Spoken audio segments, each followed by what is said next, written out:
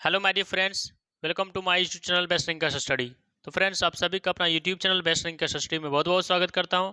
तो आज का इस सेशन में हम बिहार सिविल कोर्ट इंग्लिश का सेट के बारे में डिस्कस करने वाले। जो भी न्यू स्टूडेंट है हमारे YouTube channel best English study को सब्सक्राइब कर लीजिएगा ताकि आपके पास समय के अनुसार नोटिफिकेशन पहुंचे। पहला सवाल दिया हुआ इंग्लिश में, she dash recovering in the hospital, क्या हो जाएगा? Has been recovering in the hospital 636 का option number D correct answer हो जाएगा। नेक्स्ट क्वेश्चन दिया हुआ और सभी प्रश्न का जवाब सभी स्टूडेंट कमेंट में बताइएगा। Our honour and dignity lies in practising truthfulness and in to on being guided by dash हो जाएगा। डैश के स्थान पर आप क्या भरिएगा? इसमें क्या हो जाएगा? Falsehood, option number correct C correct answer हो जाएगा। नेक्स्ट क्वेश्चन दिया हुआ 38 to 39 डायरेक्शन में लिखा हुआ कि आप बेस्ट एक्सप्रेसेस ऑप्शन भरिए इसमें। तो जुडिशियस, जुडिशियस क्या हो जाएगा? जुडिशियस किससे रिलेटेड है? जुडिशियस और न्याय से रिलेटेड है ना, तो इसका आपको मीनिंग बताना है कि इसका करेक्ट आंसर क्या हो जाएगा। जुडिशियस का क्या मतलब होता है? बुद्धिमान जिसको बोलते हैं। तो इसका आपको नियरेस्ट मीनिंग बताना है। 38 का जो करेक्ट आंसर हो जाएगा क्या हो जाएगा? Option number B reckless. Next question, यहाँ बुद्धिमान का बात बोल रहा है, इसका नियरेस्ट मीनिंग देखते हैं क्वेश्चन क्या कह रहा था। ऊपर में क्या बोला जा रहा है? बेस्ट एक्सप्रेशन मीनिंग बताना था, क्या हो जाएगा इसका? रेकलेस, ऑप्शन नंबर बी हो जाएगा। 39 नंबर सवाल में दिया हुआ है बिहोव, बिहोव का बताइए करेक्ट आंसर क्या हो जाएगा। बिहोव का मतलब होता है आवश्यक, क्या होता है जिसको हम क्या बोलते हैं? जरूरी, आवश्यक, महत्वपूर्ण बोल सकते हैं। तो इसका एक्सप्रेसिस मीनिंग क्या हो जाएगा? 39 का करेक्ट आंसर क्या हो जाएगा? ऑप्शन नंबर सी हो जाएगा। नेसेसरी को आवश्यक बोलते हैं, ऑप्शन नंबर सी हो जाएगा। नेक्स्ट क्वेश्चन दिया हुआ है, क्या दिया गया प्रश्न में?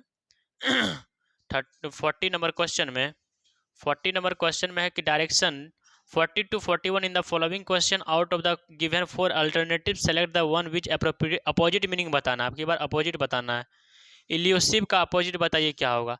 सबसे पहले इल्यूसिव का मतलब क्या होता है? इल्यूसिव का मतलब होता है भ्रामक, क्या होता है? भ्रामक। भ्रामक का अपोजिट क्या हो जाएगा? आप लोग कमेंट में आंसर बताइएगा। भ्रामक का जो अपोजिट होगा क्या होगा? Factual, option number D. यहाँ भ्रामक कह रहे थे, फैक्चुअल रहेगा। नेक्स्ट क्वेश्चन दिया हुआ है 41 नंबर क्वेश्चन, डिम्योर। डिम्योर का बताइएगा क्या हो जाएगा करेक्ट आंसर। डिम्योर का मतलब होता है संकोची या फिर विनीत जिसको बोलते हैं। तो 41 का correct answer option number a strong हो जाएगा। मतलब यहाँ भयभीत से रिलेटेड डिम्योर, स्ट्रांग मजबूत हो जाएगा, डरता नहीं है। 42 नंबर क्वेश्चन में दिखा हुआ है, इसमें बताना है कि एक्टिव से पेसिव लिखा हुआ है ना? तो आप लोग बताइएगा इसका करेक्ट आंसर क्या हो जाएगा। Somebody has stolen my register, क्या हो जाएगा? माई रजिस्टर जो ऑब्जेक्ट लिखा हुआ है एक्टिव वॉइस में, वही पैसिव वॉइस में माई रजिस्टर सब्जेक्ट बन जाएगा। माई रजिस्टर ए ऑप्शन में दिया हुआ, बी में दिया हुआ, सी में दिया हुआ, डी में, तीनों में दिया हुआ है। तो हैज लिखा हुआ है, ये पैसिव वॉइस बनाते समय has been plus third form देखते हैं। Has been plus third form A option में दिया हुआ है। हैज बीन स्टोलन, अपॉन कहाँ से आ जाएगा? अपॉन तो सवाल में नहीं दिया हुआ, बी ऑप्शन गलत हो जाएगा। हैज बीन नहीं दिया हुआ, सी ऑप्शन, यहाँ बीन रहता तब सही होता, सी ऑप्शन भी गलत हो गया। हैज बीन ए यहाँ कहाँ से आ गया? ए क्या हो जाएगा? गलत हो जाएगा। इस तरह से ऑप्शन नंबर क्या हो जाएगा? ए करेक्ट आंसर हो जाएगा। नेक्स्ट क्वेश्चन दिया हुआ है 43 नंबर सवाल में डायरेक्ट नरेशन बताना है। इसमें क्या बताना? Direct to indirect.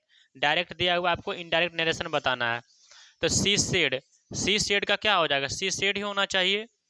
क्या होना चाहिए? She said. इसको सेंटेंस को पढ़ लेते हैं क्या लिखा हुआ है। दिखा हुआ प्रश्न में कि German is easy to teach, she said. German जो है इजी से कोई भी चीज़ मतलब सिखा देता है किसी को, उसने कही थी। बताइएगा सी सेड का तो क्या हो जाएगा? सी सेड होना चाहिए। सी सेड डी ऑप्शन में दिया हुआ है। किसमें दिया हुआ है? सी सेड डी ऑप्शन में दिया हुआ है। तो इसका करेक्ट आंसर क्या हो जाएगा? She said that German was easy to learn. आप बोलेगा सर ऑप्शन नंबर सी क्यों नहीं हुआ, बी क्यों नहीं हुआ, ए क्यों नहीं हुआ? सेड लिखा हुआ, सेड को सेज में नहीं बदल सकते हैं।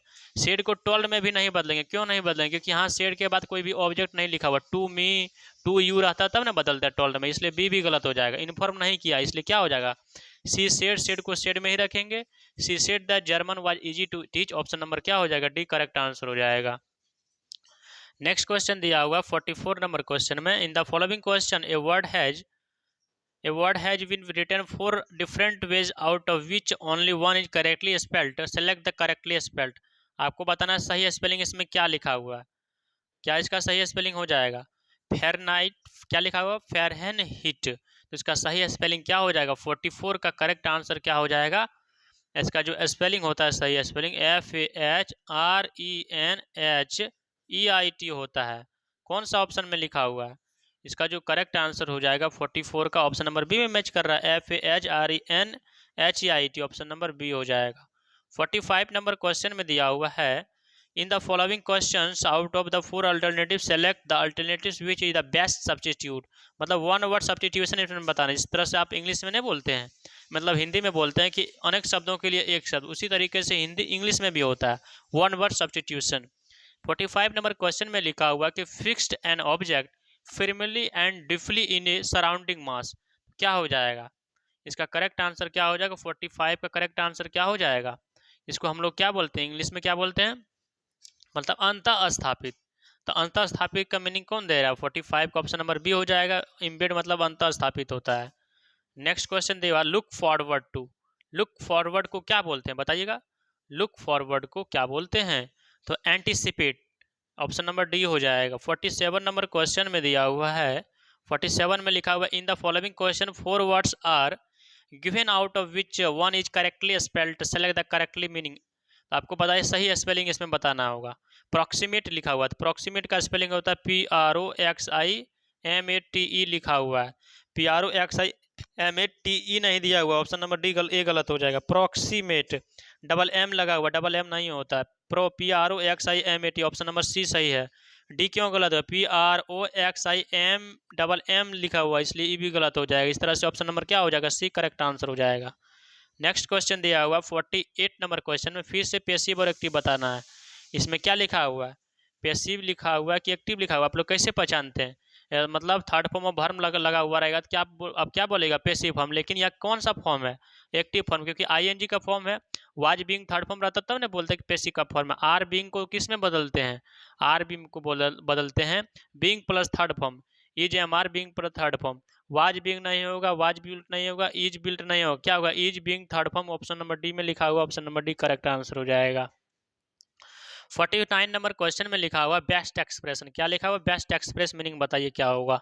आइडियम फ्रेज, जिस प्रकार से आप हिंदी में मुहावरा बोलते हैं उसी तरीके से इसमें भी आइडियम फ्रेज आता है। तो बताइएगा ऑप्शन नंबर 49 नंबर क्वेश्चन में क्या लिखा हुआ? क्वेश्चन में ए बोन ऑफ कंटेंशन, इसका आइडियम क्या हो जाएगा?